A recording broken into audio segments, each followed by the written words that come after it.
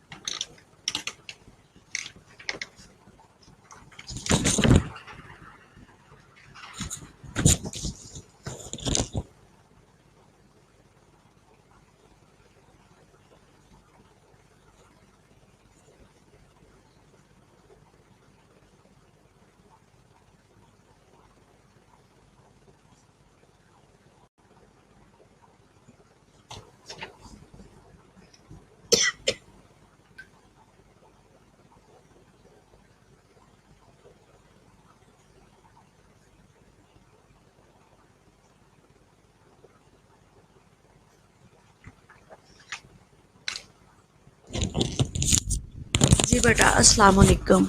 कैसे हो स्टूडेंट्स आप लोग? जी, रज़ा, अफरा, मीरब, परस्तिश, नबीला, रियाज, कायनात, बेटा आप सब कैसे हो? How are you?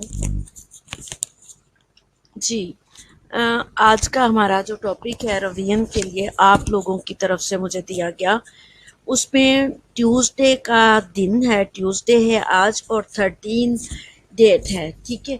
उसके अकॉर्डिंगली जो आप लोगों ने मुझे दिया यूनिट नंबर 4, इसमें है describe guidelines for antenatal care assessment and teaching.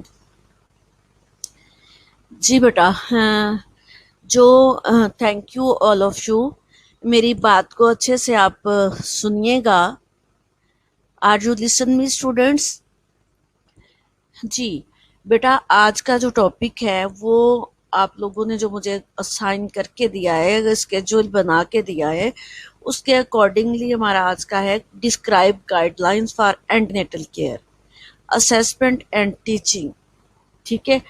अब इसमें सबसे पहले तो मुझे आप बताएं कि गाइडलाइंस क्या, रिवीजन चल रही है ना हमारी। जब किसी को कोई स्केड्यूल देते हैं, मेरे पास तो जो गाइडलाइंस हैं उसमें जो है मैं पूरा दिन भी बोलती रहूं तो वो भी एनफ नहीं होगा, क्योंकि एंटीनेटल जो केयर है, जिसको गाइडलाइन फॉर एंटीनेटल केयर किया, antenatal care is the vast contents and whole book for the antenatal care. कोई एक चीज़ नहीं है। मैंने आपको एंटीनेटल केयर के रेलेवेंट बहुत सारी चीज़ें पढ़ाई हैं और बहुत सारी चीज़ें हमारी मिस भी हुई हैं, ठीक है। कंसेप्ट में ये चीज़ रखते हुए कि एंटीनेटल केयर तो सबको पता है ना कि 9 मंथ के दौरान जो प्रेगनेंसी के दौरान जो है कंसेप्शन से लेके टिल जो है डिलीवरी तक जो है वो एंटीनेटल केयर है। इस एंटीनेटल केयर में क्या क्या जो है describe the guidelines for antenatal care, क्या गाइडलाइंस हो सकती हैं, ठीक है। ये क्वेश्चन है मेरा आप लोगों से। उसके बाद हम जो है वन बाय वन चलते हैं कि हमने एंटीनेटल केयर में मैंने क्या पढ़ाया, आप लोगों ने क्या लर्न किया और मज़ीद क्या हो सकता है, ठीक है। मैं नहीं चाहती कि जब आप पढ़ के जाओ तो एंटीनेटल केयर में आप लोगों को ये बताओ जाके कि antenatal care is the care start from the pregnancy या start from the conception till the delivery of the baby is called antenatal care, ठीक है। अब ये एंटीनेटल केयर सिर्फ जो है वर्ड उसकी डेफिनेशन है, यहाँ वर्ड है डिस्क्राइब, ठीक है, गाइडलाइन। अब वो मुझे डिस्क्राइब करो गाइडलाइन, मुझे बहुत मटेरियल जो है स्टोरियाँ नहीं चाहिए। मैं ये देखना चाह रही हूँ कि क्या क्या गाइड, आपको पता क्या है कि एंटीनेटल में क्या हो सकता है और आपने क्या करना। आप मुझे फर्स्ट ट्राइमेस्टर में की गाइडलाइन बता दें, ठीक है।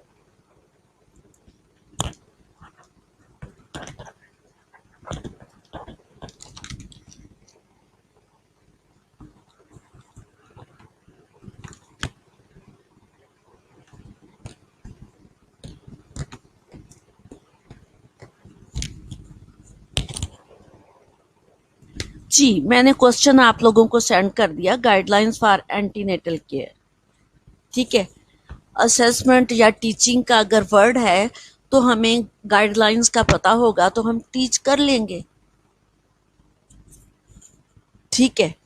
मैंने आपको प्री प्रेगनेंसी केयर पढ़ाया, प्रेगनेंसी केयर पढ़ाया और मैंने जो है नॉर्मल प्रेगनेंसी को आप लोगों को चेक करना बताया, ट्राइमेस्टर वाइज बताया।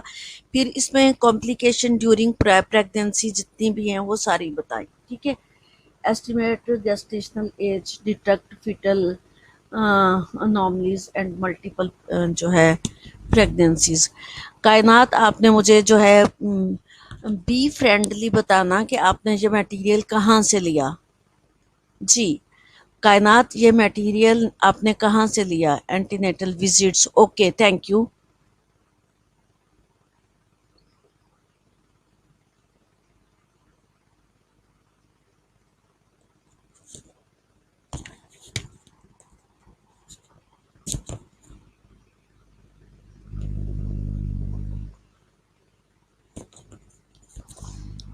जी कायनात थैंक यू। और नेक्स्ट,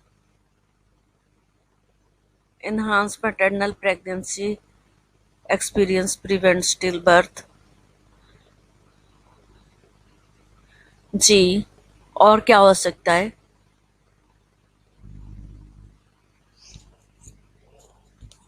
यस,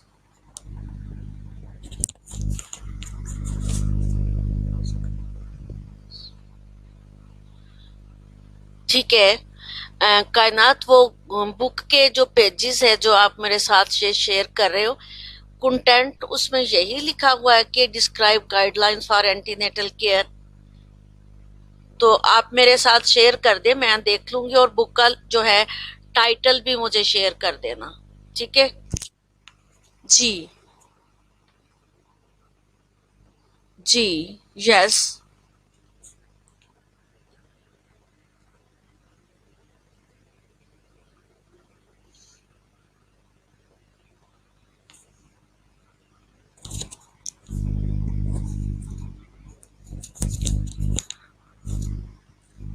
और क्या चेक कर सकते हो जी, गेस्टेशनल एज एंड एनोमलीज, ठीक है, visits, okay next. Thank you कायनात। यार फातिमा नहीं आती, मैं उदास हो गई हूँ। फातिमा को मेरा मैसेज कर देना कि मैडम रुबीना ने कॉल भी की थी, उसने मेरी कॉल पिक नहीं की। फातिमा खैरियत से तो है, वो कभी भी नहीं आई, 1.5 महीना हो गया, उसने कभी कोई लेक्चर नहीं लिया। जी।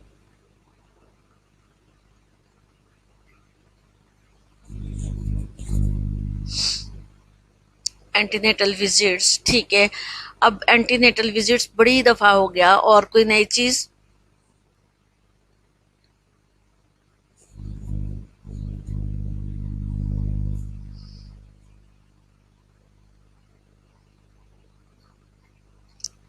मेरे पास इस वक्त कोई बुक नहीं है, कोई भी मटेरियल नहीं है, लेकिन फिर भी मैं आप लोगों को, आप 50 स्टूडेंट्स मिलके भी इसको जो है आंसर दे दें, तो मैं अकेली उससे अच्छा और लंबा जो है लेक्चर दे सकती हूँ।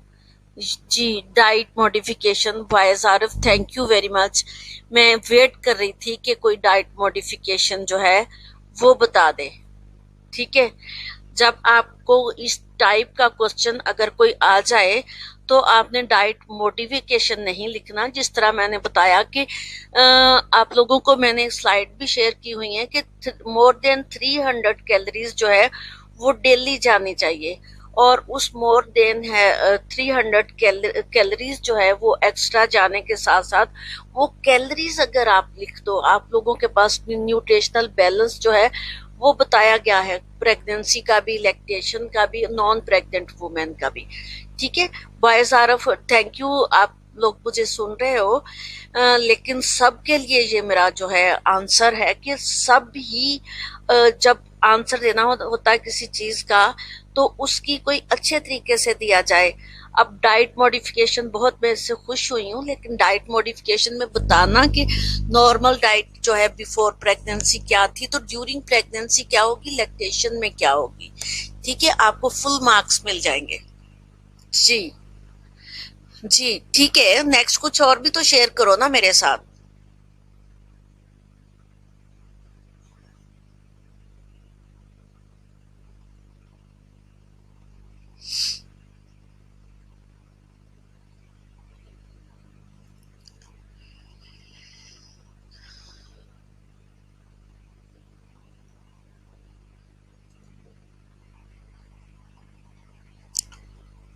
जी, एंटीनेटल एग्जामिनेशन, जी वेरी गुड।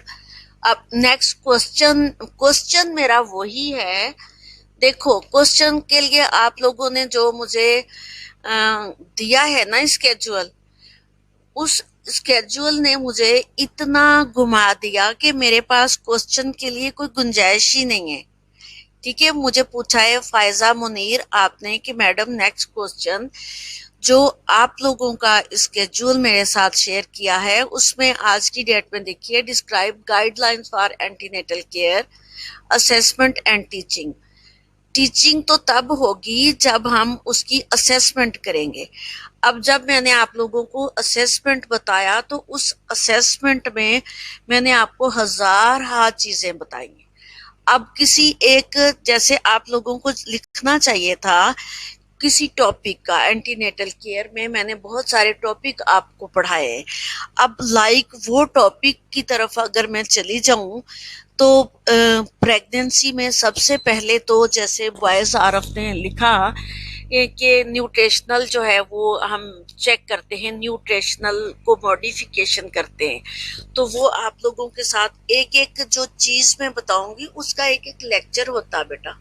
ठीक है, उसका एक एक लेक्चर होता। अब अगर मैं न्यूट्रिशनल बैलेंस पे चली जाऊं कि प्री प्रेगनेंसी और जो है प्रेगनेंसी और लैक्टेशन में हमने कैसे डाइट और कितनी कितनी कैलोरीज जो है वो हमने क्या क्या देना है। ठीक है, उस पे प्रोटीन, कार्बोहाइड्रेट्स और मिनरल्स क्या क्या आप लोगों ने देना, वो आप लोगों को अच्छे से आना चाहिए। जी, अगर मैं गाइडलाइंस की तरफ जाऊं एंटीनेटल केयर के, तो फर्स्ट ऑफ ऑल जो है मैं तो सबसे पहले चेक करूंगी कि बीटा HCG। ठीक है, बीटा HCG लेवल चेक करने के बाद फिर मैं तरतीब से चलूंगी प्रेगनेंसी की तरफ। ठीक है, श्योर हो गया कि मैं फर्स्ट ट्राइमेस्टर से ही लेके चल रही हूँ। ठीक है बेटा, फर्स्ट ट्राइमेस्टर से मैं लेके चल रही हूँ ट्राइमेस्टर 1 गाइडलाइन या care pre pregnancy care trimester जो है 1 ट्राइमेस्टर 2 ट्राइमेस्टर 3। ठीक है, तो 1 ट्राइमेस्टर में जब हमने श्योर कर लिया बीटा HCG करा के, चाहे वो बीटा HCG यूरिन में स्लीप पे चेक किया चाहे ब्लड में, तो आपको श्योर हो गया। फिर अगर पेशेंट हमारे पास आता है एमनोरिया के साथ, तो वो जरूरी नहीं है कि वो लेडी जो है प्रेग्नेंट हो, उसको हमने बीटा HCG करवा के मस्ट चेक करना।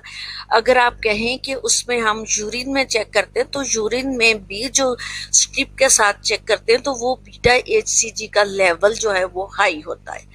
ठीक हो गया, फर्स्ट ट्राइमेस्टर स्टार्ट हो गया। अब फर्स्ट ट्राइमेस्टर के जो है फर्स्ट ट्राइमेस्टर फर्स्ट 3 मंथ होता है ना, फर्स्ट 3 मंथ में उन चीजों पे फोकस करना है जो आपको बताई गई हैं। अब वो चीजें हैं जो मैंने आप लोगों को प्री प्रेगनेंसी केयर में बताई। सबसे पहले तो हमने न्यूट्रिशन, हमारे पास पेशेंट आई, पेशेंट हमें क्या बता रही है? पेशेंट हमें सबसे पहले ये बताएगी कि उसको मॉर्निंग सिकनेस हो रही है और डिहाइड्रेशन हो रही है। अब हमने उसको गाइडलाइंस जो दे रहे हैं उसमें हमने उसको बताना कि मॉर्निंग सिकनेस, एक तो हमने उसको टीच और एजुकेट करना कि ये ड्यू टू फिजियोलॉजिकल चेंजेस की वजह से मॉर्निंग सिकनेस होती है। री assure the patient and teach and guide the patient. ठीक हो गया, सबसे पहली बात जो वो हमारे साथ आके करेगी। नंबर सेकंड पे, चूंकि उसको वॉमिटिंग आ रही है और ड्यू टू फिजियोलॉजिकल चेंजेस वो तो डाइट ले ही नहीं रही, उसके तो अंदर ही नहीं रह रही, उसको हमने मैनेज करना। उसको कैसे मैनेज करना? हमने उसकी डिहाइड्रेशन को खत्म करना, उसका न्यूट्रिशन बैलेंस जो है वो नॉर्मल करना। अब न्यूट्रिशन बैलेंस हम जो है, अगर तो उसको इतनी है, मैंने जो बताया था हाइपरेमसिस ग्रेविड्रम, ठीक है, यहाँ से फीमेल को हाइपरेमसिस ग्रेविड्रम हो सकती है। आपने मॉर्निंग सिकनेस और हाइपरेमसिस ग्रेविड्रम तो मुख्तलिफ चीजें हैं। मॉर्निंग सिकनेस जो है उसमें वॉमिटिंग आती है, जिसको हम मैनेज कर लेते हैं टेबलेट देके, प्लस जो है वो हम उसको ओरल फ्लूइड जो है वो 1 से 1.5 लीटर डेली उस औरत के अंदर जाना चाहिए। और न्यूट्रिशनल बैलेंस जो है उसके अंदर वो फ्लूइड जो हमने पीने के लिए बताना, वो हमने बताना कि मुख्तलिफ किस्म के फ्रूट ग्राइंड करके, ग्रैंड मीन मिल्क शेक ही नहीं उसने पीना, जूसेस बना के पीने। अगर वो मिल्क शेक बहुत पिएगी, वो थिक एंड हैवी होता है, जिसकी वजह से उसका स्टमक मोर कंप्रोमाइज होगा और उसको ज्यादा वॉमिटिंग होगी और कॉन्स्टिपेशन होगी। हमने न्यूट्रिशनल बैलेंस जो है वो आप देखो उसके अंदर से कि उसको क्या चाहिए, ठीक है, जो मैंने आपको लेक्चर सेंड किया हुआ, और उसमें से आप वो फ्रूट चूज करो कि कितने फ्रूट, किस फ्रूट में, कितने फ्रूट में कितनी वो कैलोरीज डेली बनती हैं, उसको बताओ कि इसको पानी में जो है ग्राइंड करके पिए, क्योंकि अकेला पानी तो वो नहीं पी सकती। ये मैं आप लोगों को क्या बता रही हूँ, गाइडलाइंस ड्यूरिंग प्रेगनेंसी। ठीक है, अब सिर्फ मेरी इतने बोलने पे एक चीज कवर हुई है, न्यूट्रिशनल बैलेंस जो हमने उसका करना। जब वो न्यूट्रिशन नहीं लेगी तो वो डिहाइड्रेट करेगी। नंबर 1 उसको हमने गाइडलाइन दी कि वो अपना न्यूट्रिशनल बैलेंस और न्यूट्रिशनल प्लान बना के देना कि उसे क्या और दूसरा क्या लेना है। और अगर वो लिक्विड फॉर्म में लेगी, लिक्विड फॉर्म में वो जो उसको जो जो चीजें मिलनी होगी, आयरन, कार्बोहाइड्रेट्स, जो है मिनरल, वो सारी चीजें लिक्विड फॉर्म में आप ग्राइंड करके उसको पलवाओगे तो उसको वॉमिटिंग भी कम, वॉमिटिंग आए तो उसे कहना वक्फे वक्फे से आधा आधा ग्लास आपके हर घंटे के बाद लेते जाना। अगर पूरा ले सके तो हर घंटे के बाद 12 घंटे में वो 12 ग्लास पिएगी, तो that mean nutritional balance, dehydration ये पूरी हो जाएंगी। जब ये पूरी होंगी तो अदर कॉम्प्लिकेशन जो उसके साथ कॉम्प्लिकेशन होनी है, वो सबसे बड़ी कॉन्स्टिपेशन होनी है। उसके बाद ये होती है तरतीब से guideline of the antenatal care. अब हमने उसको जब मैनेज यहीं पे कर लिया डिहाइड्रेशन और उसका न्यूट्रिशनल बैलेंस, तो उसको कॉन्स्टिपेशन नहीं होगी। हमने साथ साथ चेक करते जाना कि मैंने क्या प्लान दिया और वुमेन क्या कर रही है और नेक्स्ट कॉम्प्लिकेशन क्या होने वाली है। ये फर्स्ट ट्राइमेस्टर की बात करेंगे, ठीक है। तो फर्स्ट ट्राइमेस्टर में उसको कॉन्स्टिपेशन हो जानी है और कॉन्स्टिपेशन होगी तो पाइल्स होगी। मुझे फीमेल को एजुकेट करना है कि अगर आपने कॉन्स्टिपेशन करा ली, मेरी बात नहीं मानी, तो आपको पाइल्स होगी, पाइल्स हेमराइड, जो उसके लिए पेनफुल होंगी। ठीक हो गया। अब जब वो न्यूट्रिशनल बैलेंस, फिर उसको आपने गाइडलाइन देनी है कि हैवी वेट नहीं करना, इंटरकोर्स नहीं करना ड्यूरिंग प्रेगनेंसी, और जो है जंप जर्नी नहीं करना, स्टेयर्स अप स्टेयर नहीं जाना बार बार। ठीक हो गया। अगर वो जाती है, ये सारी चीजें जो है ये जबानी जबानी बताने वाली है। अगर आप लिखना चाहो तो आप 100 सेंटेंस लिख सकते हो अभी अभी मेरे बताने पे। ठीक हो गया। तो जब ये जो है लॉन्ग जर्नी, हैवी लिफ्टिंग वगैरह करेगी तो उसको प्रिवेंट कराना इनसे, तो क्या होगा, उसको ब्लीडिंग स्टार्ट हो जाएगी। ठीक है। अब जब ब्लीडिंग स्टार्ट हो जाएगी तो फिर मैंने बताया हुआ कि फर्स्ट ट्राइमेस्टर में अबॉर्शन हो जाएगा। अब वो चीज जो अबॉर्शन होता है उसको पता भी नहीं, लोग कह जाते हैं तो जी ये हो गया, वो हो गया, पानी गुजर गई फला। तो एजुकेट किसने करना था, वो एजुकेट आप लोगों ने करना था उसको। ठीक हो गया। Students, are you listen me? जी। फिर अबॉर्शन की बात होगी, साथ साथ हम इसको मैनेज करते जाते हैं इन चीज़ों को। अब अबॉर्शन की टाइप्स आपको आनी चाहिए। देखो मैं जितनी चीज़ें बेटा बता रही हूँ कि अगर उसको वॉमिटिंग हो रही है तो वॉमिटिंग क्यों हो रही है, ड्यू टू फिजियोलॉजिकल चेंजेस से। वॉमिटिंग की 2 टाइप्स है, morning sickness and hyperemesis gravidarum. Morning sickness को हम ओरली जो है वो मैनेज कर सकते हैं। हाइपरेमसिस ग्रेविड्रम में हमें उसको जो है आईवी फ्लूइड देना पड़ेगा।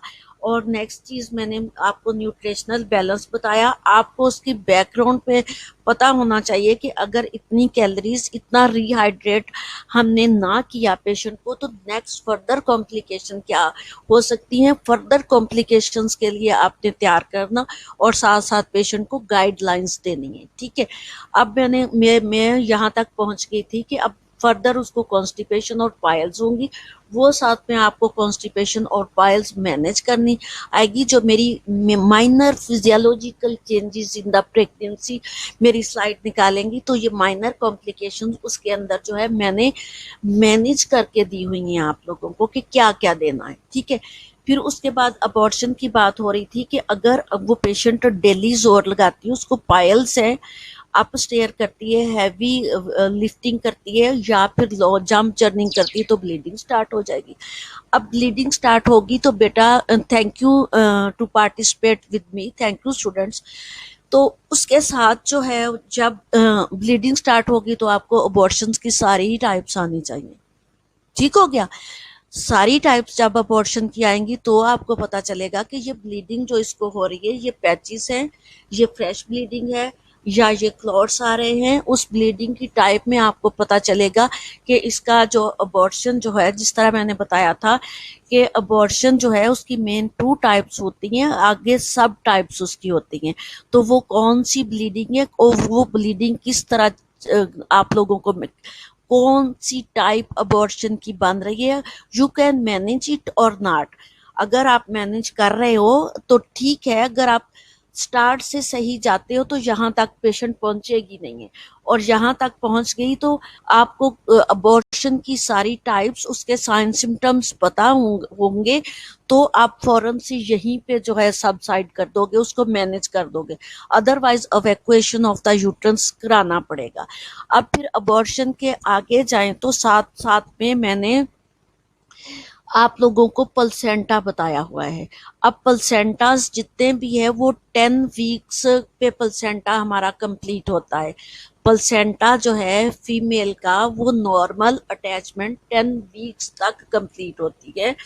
उसके साथ साथ आप लोगों ने अल्ट्रासाउंड करके उसकी इम्नियोटिक सैक देखनी है और ग्रोथ ऑफ द फीटस देखनी है। मैंने आप लोगों को बताया था कि 1 सेंटीमीटर जो है per hour, sorry 1 inch per day के हिसाब से पर 24 जो है आवर्स में वो 1 इंच इंक्रीज साइज होता है फीटस का। और ऐसे ही एमनियोटिक फ्लूइड जो है वो 10 ml 5 ml से जैसे ही जो है सैक बनना स्टार्ट होती है तो 5 ml फ्लूइड उसके अंदर होता है। 5 से डे बाय डे वो इंक्रीज होता है 10 15 ml 20 ml 30 ml, ये वीक्स के हिसाब से चलता चलता at the end of pregnancy जो है वो 1000 ml तक हो जाता है। ठीक है, और ये जो चीज है आप लोगों ने ये सारी जज ऑब्जर्वेशन, एक तो ऑब्जर्वेशन है जो आप आंखों से कर रहे हैं,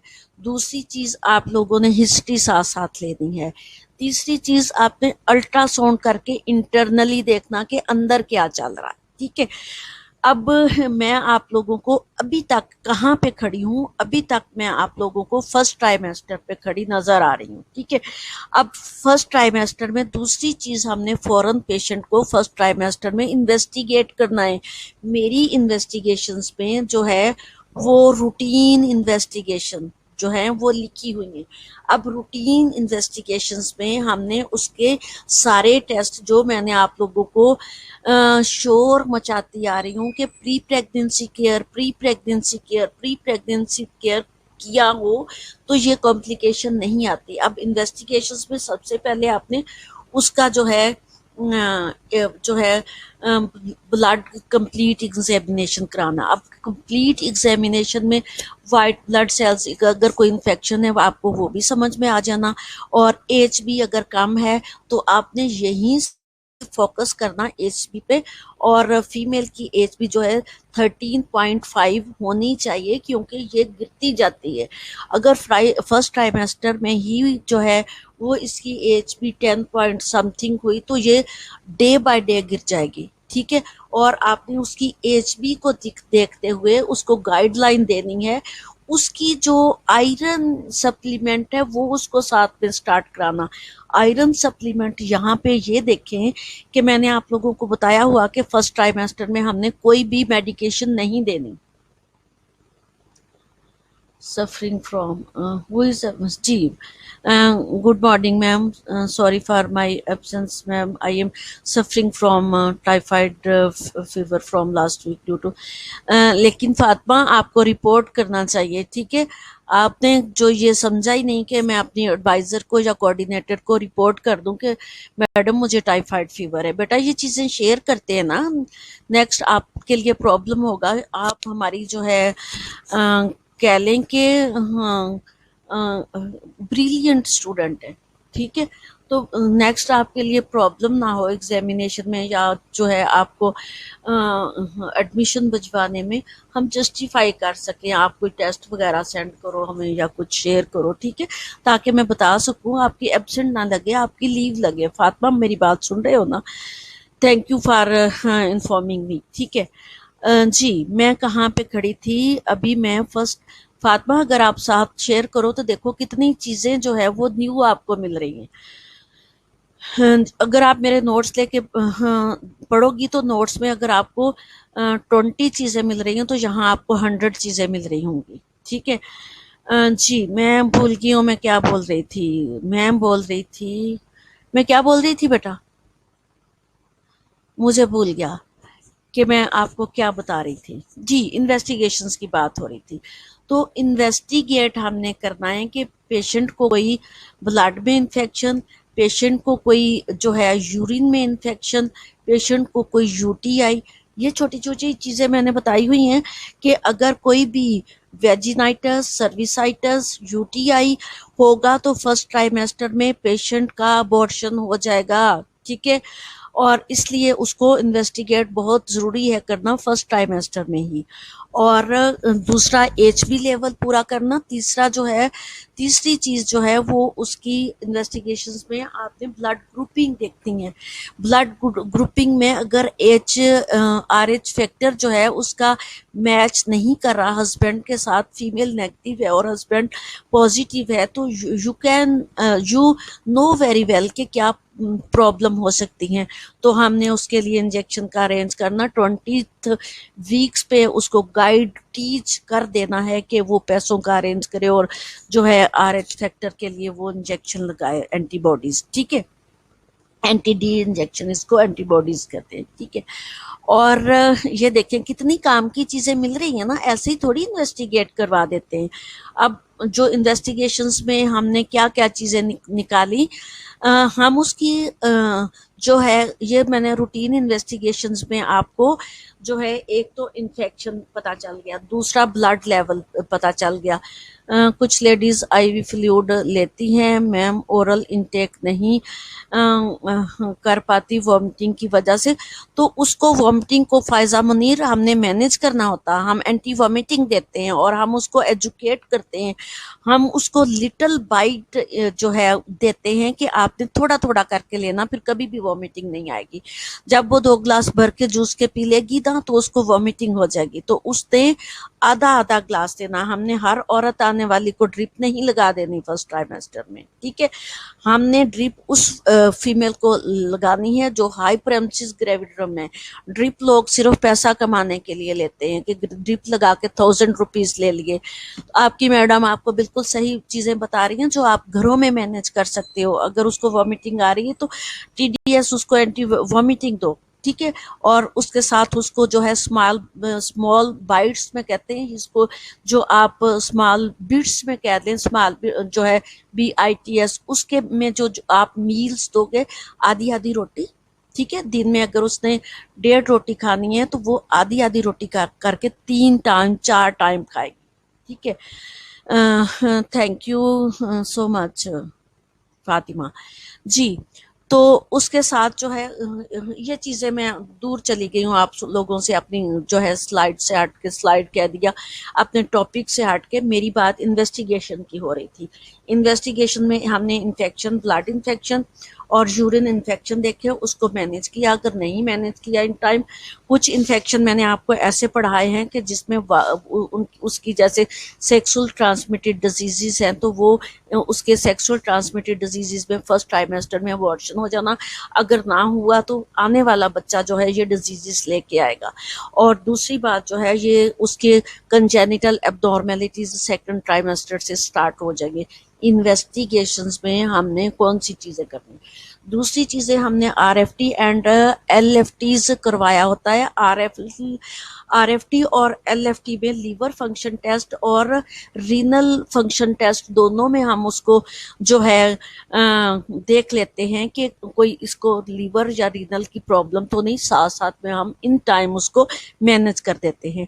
चौथी चीज हम देखते हैं कि उसको हम रूटीन इन्वेस्टिगेशंस, मेरी स्लाइड्स में निकाल के देखो, रूटीन इन्वेस्टिगेशन बुक के अंदर से निकाल के देखो, तो आपको पता चलेगा कि renal function test, liver function test के साथ साथ हमने जो है वो हेपाटाइटिस B-C करवाए होते हैं। हेपाटाइटिस B-C जो है, एक तो हमें यूरिन में इन्फेक्शन नजर आ जाएंगे, दूसरा hepatitis B-C is the sexual transmitted infection भी हो सकते हैं, ठीक है। और ये जो है उसके हस्बैंड को भी लगेंगे। और दूसरी चीज जो है वो आने फर्स्ट ट्राइमेस्टर में अबॉर्शन होगा और आने वाले बच्चे के लिए कॉम्प्लिकेशन होंगी। अब ये देखें, मैं जो है गाइडलाइन आप लोगों ने मुझे बताई, आप लोगों ने मुझे बड़ा टफ क्वेश्चन दिया था, जो मैं आप लोगों ने सिर्फ मुझे जो क्वेश्चन दिया था वो describe the guidelines for antenatal care. अब गाइडलाइंस में आपने प्लेसेंटा जितने भी पढ़ाए हैं, आपने प्लेसेंटा की अटैचमेंट चेक करनी है। जबकि प्लेसेंटा ने जो है वो 18 वीक्स के बाद कॉम्प्लिकेटेड प्लेसेंटा आपको नजर आने शुरू होने, ठीक है। लेकिन प्लेसेंटल अटैचमेंट प्रीविया जो है वो 10 वीक्स पे उसकी अटैचमेंट जो है वो कंप्लीट हो जाती है। बट वो जो है रिप्लेस भी हो सकता है। अगर इस टाइम प्रीविया है तो आप लोगों ने गाइड और टीच वुमेन को कर देना कि उसका प्लेसेंटा कहाँ पे पड़ा है, उसको कॉम्प्लिकेशन हो सकती है कि नहीं। 18 वीक्स पे आप लोग उसको श्योर करा दोगे कि प्लेसेंटा कौन सा है। ये मैं इन्वेस्टिगेशंस अभी मैं आपको बता रही हूँ क्योंकि आपने अल्ट्रासाउंड भी करना है आगे। फिर सम टाइम मैंने आप लोगों को सैक बताई थी कि सैक अगर आप चेक करते हो तो 5 वीक्स पे आपको जो है यॉर्क सैक नजर आएगा। 5 वीक्स पे यॉर्क सैक के बाद 6 वीक पे आपको अमनियोटिक फ्लूइड सैक के अंदर जो है फिटल पोल नजर आने शुरू हो जाएंगे। अगर 5 यॉर्क सैक आपको नजर नहीं आया 5 वीक्स के बाद और 6 वीक्स के बाद आपको अल्ट्रासाउंड स्लाइड जो है स्कैन पे आपको फिटल पोल बनना नजर नहीं आए तो दैट मीन के वो अबॉर्शन है। इसको बी मिस्ड अबॉर्शन कहते हैं। ठीक है, तो ये मिस्ड अबॉर्शन होगा, फीमेल को पता भी नहीं होगा। और एवेलुएट कौन कर रहे हो, असेसमेंट कौन कर रहे हो, इन्वेस्टिगेट कौन कर रहे हो, आप लोग कर रहे हो। लोग भी 5-5 6-6 महीना गुजर जाते हैं, फीमेल को नहीं पता चल रहा होता कि अंदर क्या चल रहा है। ठीक है, थैंक यू सो मच। आप मुझे you are listening me, thank you. जी, इंटरेस्टिंग लग रहा है मेरा टॉपिक, आप लोगों को याद रखोगे बच्चे? हाँ जी, इन्वेस्टिगेशंस हो गई। और फिर ये फर्स्ट ट्राइमेस्टर में मैंने आप लोगों को बताया था कि पिक्का पिक्का की हैबिट्स होती हैं, तो वो आपने पिक्का ऑब्जर्व करना कि वो ऐसी चीज पिक्का में ना लेती हो जैसे जो है मट्टी है। और जो है अ, अ, अ, एक जो है इंटरेस्टिंग चीज औरतों के लिए जो खासकर जो है विलेजेस से बिलोंग करती हूँ वो गाची खाती हैं।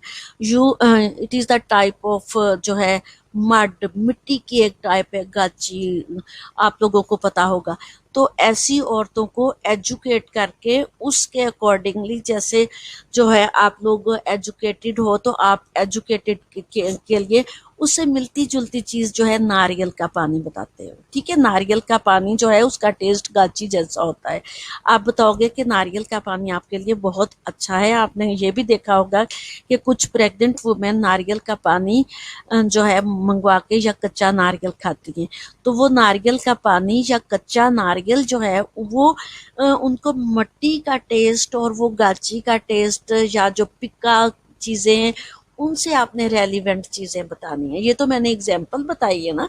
तो वो कुछ और लेती, लाइक फ्रूट्स, आप उनकी टेस्ट में जो फ्रूट अच्छा लगे आपने उनको टीच, गाइड और एजुकेट ऐसे करना कि वो पता चले कि ये किसी नर्स के पास गई हैं, पता चले कि ये किसी गायनी ऑब्स्टेट्रिशियन के पास गई हैं, कि किसी पढ़ी लिखी के पास गई हैं। ठीक है, तो ये चीज़ें आपने पिकाज, ट्रैवलिंग, इंटरकोर्स, डाइट और उसकी एज भी, ये सारी चीज़ें जो मुझे बोलते हुए तकरीबन 1 घंटा हो चला है, 9:30 होने वाले हैं। तो अभी मैं फर्स्ट ट्राइमेस्टर पे थी। ठीक है, मेरा दूसरा लेक्चर जो है वो मैं जितनी भी चीज़ें, देखो बेटा, जितनी कॉम्प्लिकेशन हमारी एंटीनेटल केयर मैंने आपको पढ़ाया उसको साथ साथ में बता के आप लोगों को गाइड एंड जो है teach, guide, educate the patient and manage जो है विद टाइम जो है, अदरवाइज कॉम्प्लिकेशन हो जाएंगी। ठीक है, detect the complication and correct it at the time, otherwise जो है कॉम्प्लिकेशन और भी बढ़ जाएंगी। अब इनको हम कॉम्प्लिकेशन नहीं कहते, माइनर जो है डिसऑर्डर्स कहते हैं, माइनर डिसऑर्डर्स। और कुछ इसके साथ रेलिवेंट होते हैं मेजर डिसऑर्डर्स, जो हम डाइट, जो हम जो है एजुकेशन में उसको जो है प्रिवेंट कर देते हैं पेशेंट को। मेरे पास कोई भी पेशेंट अभी तक भी आता, मैं उसको कभी मेडिकेशन नहीं देती। और फर्स्ट ट्राइमेस्टर में मेडिकेशन मैंने आप लोगों को बताई है कि सिर्फ जो है फॉलिक एसिड आपने फर्स्ट 3 मंथ देना है और कोई भी मेडिकेशन नहीं देनी। अगर आप लोगों ने ब्रॉड स्पेक्ट्रम एंटीबायोटिक या कोई ऐसी कोई भी, आयरन भी दे दी आप लोगों ने इवन के, तो वो पेशेंट का अबॉर्शन हो जाएगा। ठीक है, तो इसके साथ ही मेरा आज का लेक्चर ख़त्म हो गया है और मेरे पास अभी 5 मिनट है। 5 मिनट में मैं फ़ौरन अटेंडेंस आप लोगों की ले लूँ। Thank you to cooperate with me and listen me attentively. Thank you very much. मैं अटेंडेंस लेने लगी हूँ, अब मेरी आवाज़ आपको नहीं आएगी।